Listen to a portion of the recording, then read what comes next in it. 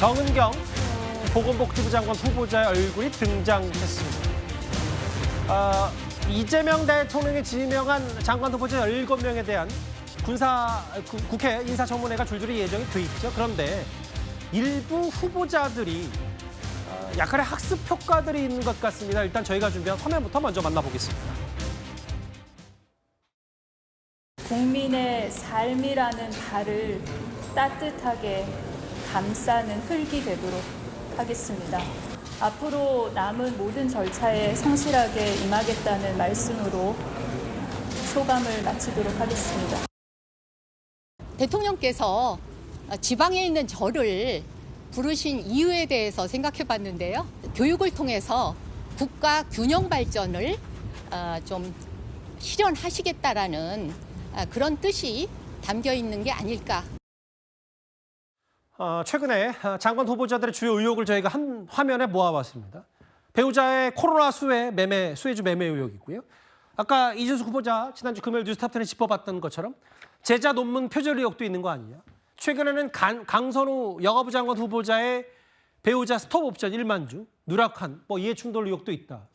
그 이현정 의원님. 네. 근데 이게 언제부턴가 뭔가 유행처럼 번진 건 아닌지 모르겠는데 어떤 의혹이 불거지면 출근길이든 뭐든 서면으로 아니면 아니다라고 얘기할 건 하면 될 일을 청문회 때서 서명하겠다는 취지로 좀 많이 바뀐 것 같아요. 저도 인사청문회에서 답변하겠습니다. 요즘 이게 유행어라고 그러더라고요. 예. 그러니까 이게 이제 생긴 게 뭐냐면 인사청문회라는 게 그렇습니다. 예. 국회에서 어떤 인사청문회를 하는 것만 딱 이제 법적으로는 그렇지만 예. 그 청문 기간이 있지 않습니까? 처음에 지명되고 그다음에 이제 본인이 후보자에서 이제 여러 가지 재산을 내고 등등 있는 걸 하는 이유가 결국 이제 이 언론이라든지 일단 여러 가지 어떤 상황, 이 언론들의 역할을 통해서 대중적으로 검증되는 시간이 충분히 있는 거거든요. 그러게요. 그다음 역대 보면 언론들이 이제 후보자가 냈던 여러 가지 어떤 자료를 통해서 검증을 합니다. 자체적으로. 또 그걸 또 이제 기사화를 통해서 대중적인 또 어떤 제보를 받고 이런 과정을 거쳐서 그게 결국 이제 인사청문회를 다 하루 그날 집중화시키는 거거든요. 예. 근데 언제부턴가 지금 모르겠습니다. 김민석 후보자의 총리의 그 효과가 있는지 모르겠지만 늘 똑같은 이야기예요. 인사청문회에서 그냥 답변하겠습니다. 소명하겠습니다. 그리고 지금 제기되는 의혹에 대해서 자료를 낸다든지 해명을 한다든지 이런 과정이 없는 거예요. 자, 지금 보면 정은경 후보자 같은 경우도 지금 남편의 지금 이 주식 문제, 소유 문제라든지 또 이제 농지 경작 문제라든지 예. 좀 전에 이제 우리 강선우 지금 의원 같은 경우도 남편의 1만 주 스톡옵션 문제라든지 그러게요. 또 이제 이진숙 교육부총리 같은 경우는 제자들 지금 논문 표절 문제라든지 그거 대답하면 되지 않나요? 그 왜 해명을 안 하는지 저는 모르겠습니다. 아니 그 사실들이 이미 밝혀졌으면 예. 그거에 대해서 본인이 어떤 자료를 낸다든지 해서 그걸 털고 가는 것들이 오히려 청문회에서 빨리 갈 수가 있는데 자 이러다가 이제 청문회 당일날 자료 제출 안 했다 시간만 가니까요. 이제 그런 방식으로 언론공장 지나가면 또 임명을 해버리는 이런 악순환이 있는 거거든요. 저는 그래서 정말 이게 우리가 하는 장관이나 총리나 이런 사람들 할 때는 예. 그 대중들을 통해서 언론을 통해서 이 청문 검증하는 것도 저는 굉장히 중요하다고 보거든요. 거기에 대해 성실히 답변할 저는 의무도 분명히 있다라는 말씀을 드리겠습니다. 이게 이제 국민의힘의 얘기는 이런 거잖아요. 김민석 총리 때와 같은 전략 아니냐.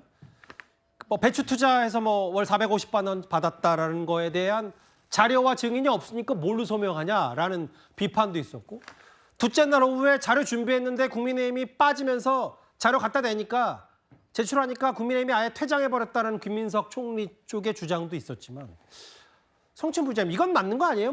만약 성춘 부의장께서도 이제 장관 후보자 입각이 준비를 한다면 아니면 아니라고 될 일인데 뭔가 청문회 소명하고 지금 거대 여당 청문 칼날 날카롭지 않으니까 그냥 넘어가는 수준 아니냐 이런 비판을 어떻게 받아들이시겠어요? 저는 그런 삶을 살아오지 않았습니다라고 얘기하면 될 것 같은데 그게 안 되니까 그런 거겠죠. 예. 그러니까 사실 이 인사청문 전 제도적 문제 보완이 일단 필요하다고 보는데 왜냐하면 지금 민주당 정부 지금 이재명 정부의 첫 내각에서 인사청문 보고서 여야 합의 채택 보고서가 얼마나 될지 이것도 아마 통계가 이제 나오지 않겠습니까? 예. 아마도 여야 합의로 채택되는 경우가 참 많지 않을 경우가 가능성이 좀 높다고 봅니다. 왜냐하면 예. 이게 사실 뭐 부끄러운 일이지만 문재인 정부 때부터 이 여야의 협치가 사라지면서 그런 사례들이 많아졌어요. 문재인 정부 때도 여야 합의 없어 미채택됐던 사례가 그럼에도 불구하고 임명됐던 사례가 30건이 넘었고 윤석열 정부 때도 임기가 절반에 불과했음에도 불구하고 문재인 정부의 그 기록을 다 갈아치웠습니다. 그 정도로 이 여야가 정치가 사라진 상태에서 지금 인사청문회 제도가 보완되지 않으니까 자꾸 이렇게 뭔가 제대로 된 해명 아니면은 또 야당에서도 조금 기다려도 됩니다. 뭔가 인사청문 기간에도 충분히 지적하고 할 수 있는데 먼저 자료를 제공하잖아요. 그러면 그 후보자만 인사청문 기간이 사실상 길어지는 거예요. 예. 다른 모든 후보자는 사실상 인사청문회 그 하루 아니면 이틀 이 정도의 기간만 하는데 내가 먼저 자료를 제공하면은 내가 계속해서 그거에 대한 추가 질문을 받고 뭐 앵커께서는 또 지금 표정은 잘못한 게 없으면 바로 해명하면 되지 않겠냐는 표정을 아닌데요, 제 쳐다보고 표정? 그렇게 되시는데 예. 뭔가 자료를 제공하면 포커싱이 되고 뭔가 예. 이 언론이 주목을 하게 되기 때문에 저는 여러 후보자들 입장에서는 굳이 내가 왜 먼저 이 자료를 제공해야 되지라는 생각을 할 수 있을 것 같아요. 저는 그래서 이걸 제도적으로 보완하기 위해서는 일단 기본적으로 인사청문 기간을 늘릴 필요도 있다. 예. 모두가 좀 길어지면은 어쩔 수 없이 내가 하루만 버틴다고 되는 게 아니기 때문에 예. 자료 제공이나 이런 거에 조금 더 적극적이 될 가능성이 있다고 보거든요. 그렇기 때문에 저는 이거는 뭐 민주당 지금 후보자들에게 탓만 할 것이 아니라 제도적으로 어떻게 보완할지에 대한 고민을 같이 했으면 좋겠다는 말씀드립니다. 그 뭐 여기 있는 인물들 말고도 오늘 오후에 보니까 권오을 그 국가보훈부 장관 후보자는 또 강의도 안 하고 돈 받았다는 취지의 그 국민의힘의 의혹 제기까지 있어서 여러 가지 얘기가 있고 그러니까 이게 그렇게 복잡 다단한 의혹 제기가 아님에도 불구하고 딱 하루만 버티면 된다는 여러 심리 때문에 이러는 거 아니냐.